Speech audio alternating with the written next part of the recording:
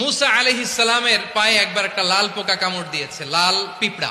তো উনি রেগে মেগে পাশি দেখে লাল পিঁপড়ার বাসা, পা দিয়ে ডলে মুছে সবগুলো পিঁপড়া মেরে ফেলছে।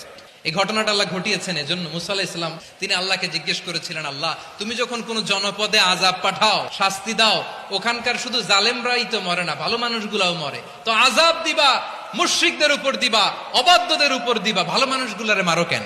আল্লাহ বললেন, মুসা তোমার যে কামড় দিছিল পায়ের মধ্যে পিঁপড়া, কয়টা পিঁপড়া? একটা পিঁপড়া, তো সবগুলারে মারলা কেন? রেগে মেগে পুরো পিঁপড়ার বাসা ভেঙে মেসাকার করলা কেন? এই মুসা, আমি যখন অ্যাকশনে যাই, আমি যখন শাস্তি দেই, তখন এত বাস বিচার করা হয় না, বাস বিচার করা যায় না। যখন অ্যাকশনে যাওয়া হয় ওইটা ডাইরেক্ট অ্যাকশন হয়ে যায়। চিল্লায় বলো ঠিক কি না? রব্বুল আলামিন বলেন, ওয়াত্তাকু ফিতনাতাল লা তুসিবান্নাল্লাযীনা যালামু মিনকুম খাসসা।